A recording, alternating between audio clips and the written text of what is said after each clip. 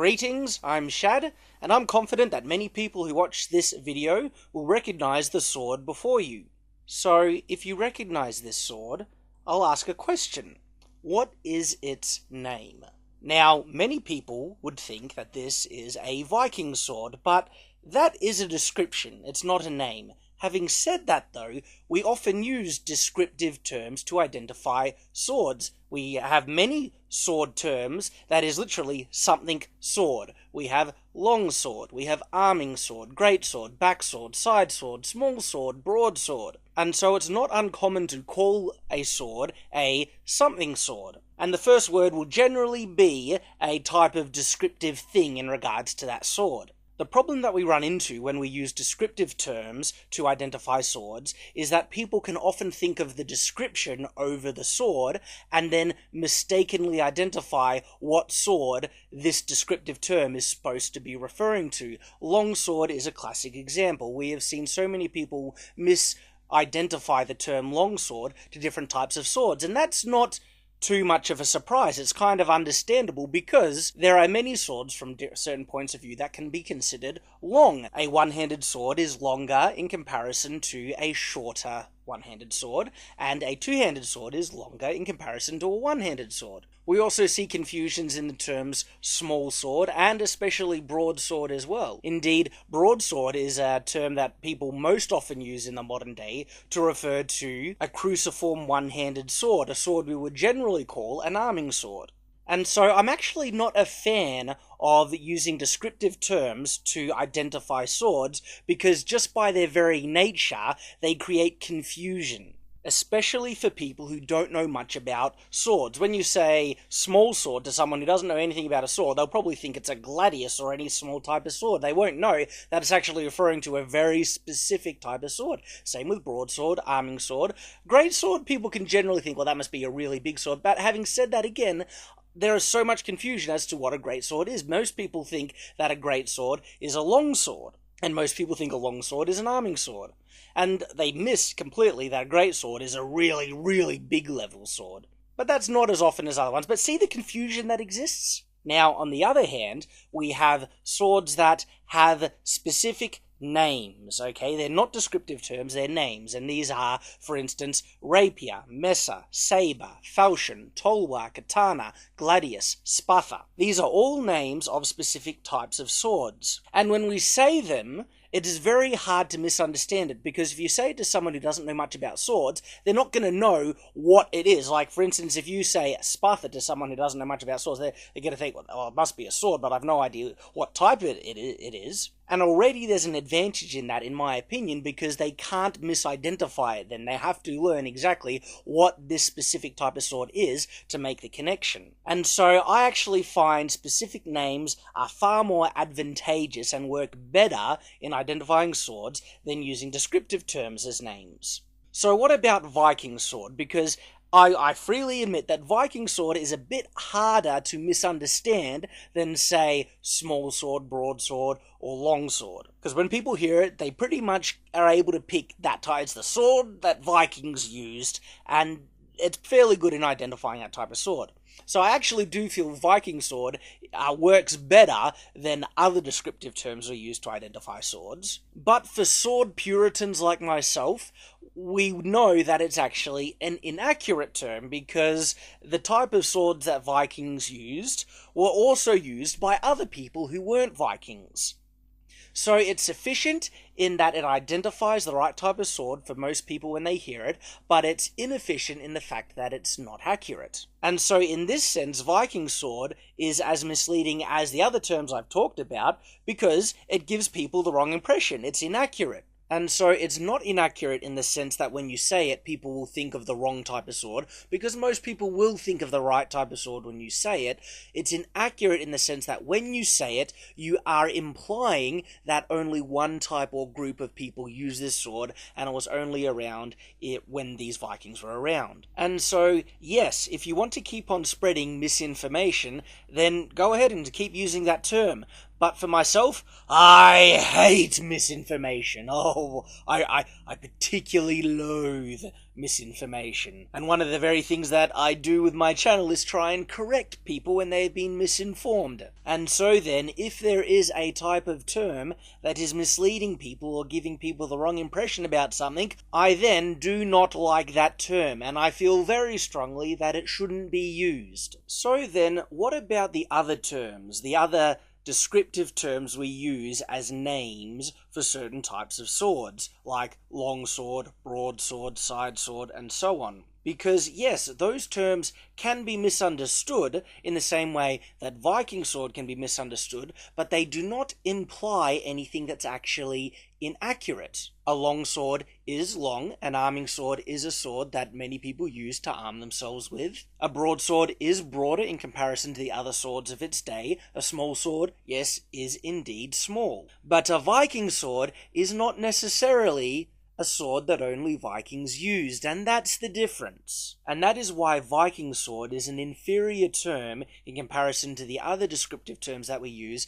But having said that, I'm not a fan of the other descriptive terms we use as well. It's just that Viking sword is doubly inefficient. It can be misunderstood. It's not as hard to misunderstand as, say, broadsword or small sword, but it can be misunderstood because technically any type of sword a Viking used is by default then a Viking sword. So it has that, but on top of that, it's actually an inaccurate term as well. And so while I can't do much about small sword, broadsword, or long sword, I think we should do something about Viking sword. And this is the same pet peeve that Matt Easton has with this term, because it's inaccurate. So he likes to call it a Viking era sword, because it was a sword used around that era. For me, that's way too long. Too many syllables. We're just extending it too much. We need to simplify it, not overcomplicate it. So if we still wanted to use a descriptive term to name this sword, we would need something different to describe the sword better than Viking. And there are several terms we could use that would describe this sword accurately in terms or in ways to identify it, which works better than using Viking in Viking sword. And when we look at this kind of sword, a Viking type sword, there are several characteristics that really kind of make this sword unique in comparison to other kinds of sword. Specifically, its crossguard and pommel arrangement, how short the handle is, and how much room it has on the fist. And so with that in mind, these are really the main kind of features with this kind of sword. We could call it, say, an eye sword, because its pommel, crossguard, and handle arrangement actually makes a higher case eye in its bird's eye view. Or you could call it, say, a hand sword, because it's very much a single-handed sword and oftentimes you need to cram your fist in there because there's not much room for your hand, and so you could call it a hand sword. You could call it a shield sword, because these swords were always used with shields. And again, referencing how tight the hand can be in these kinds of swords, you could call it a grip sword. So eye sword, hand sword, shield sword, grip sword, those all kind of do the job. Having said that though, they're still descriptive terms, and I don't like descriptive terms. So then we could actually use the same methodology that has been used for naming swords in the English language for quite a long time. Remember those sword names that I listed before? Rapier, Mesa, Saber, Falchion, Tolwa, Katana, Gladius, Spatha? Okay, out of all these terms, how many do you think actually translate into sword in the language that these terms come from? Over half of them if you include the Mesa, because the Mesa actually translates to knife. But Tolwa, Katana, Gladius, Spatha actually are all words that translate into sword. Now I don't exactly know what people who speak these languages do in identifying the differences in, certain types of swords. All I know is what we do in English, and in English, we often hijack the word sword in that language to identify that sword of the same culture as that language. And honestly, I actually like that. I think that really works. So then, what is the word for sword in the original language of the cultures that most predominantly use this type of sword? And to my understanding, most of the cultures that use the quote-unquote Viking sword spoke in Old Norse. Because again, Vikings weren't the only ones who spoke in Old Norse. And the word for sword in Old Norse is sverd. S-V-E-R-D. Sverd. Now, I've actually had discussions about this with people already in the term using Sverd for the Viking sword, and people who, it's funny, they claim to know much more about this on the subject, and honestly, I think a lot of them do, but they come back conflicting a lot in the response to this concept. Many people claiming that Sverd actually isn't Old Norse, and just as many people claiming that it actually is. All I know from my own research and study, the word that I have found in Old Norse for sword is Sverd. And I actually really like that. I think that is a very simple, it's one syllable, straight out, Sverd. I think it just really works to use that word as the name for the Viking era period sword. But there is another term that could rightly identify this sword, because this is interesting. There is another sword that exists that is often identified as a different kind of sword, but when I look at it, it doesn't look like a different sword to me. It actually looks like the exact same sword. Yeah, okay, it's from a different period, different culture, but it's the same sword, and that is the spatha, or spata. I'm not good with the pronunciation. Now, the spatha is the longer equivalent of the Roman gladius, even though there are several types of gladius, and of course that leads me to believe that there must have been several types of spatha as well, or spata, but this is the Roman longer sword. And I think this is why some people have come to believe that a long sword is a one-handed arming sword. If you look at the Roman era, the spata was very much the long sword that they used because it was the longest sword that they had. And again, this is why the term longsword is such an awful name for a sword, because it can rightly identify more than one kind of sword just by virtue of its description. Now, many people have considered that the spata is a completely different sword to the Viking sword. Is it really? I mean, yes, they were used in very different periods, and I also grant that there are some versions of the Viking sword that have a longer crossguard, and to me, when the crossguards start to get longer, that's when it starts to fall out of this type of sword. Indeed, I would hesitate to call those Viking era swords at all. To me, those are much more arming swords than they are Viking swords. But looking at the more classical kind of Viking swords that have very short crossguards and very specific kind of, pummels, and the pummels often have very similar geometry to the crossguards. They are sometimes just as long, and then also often just a little bit shorter, but they are very long very long pummels. And when we look at them, compare them to the spata, and they are so similar. Like, really, to me, that is the same sword.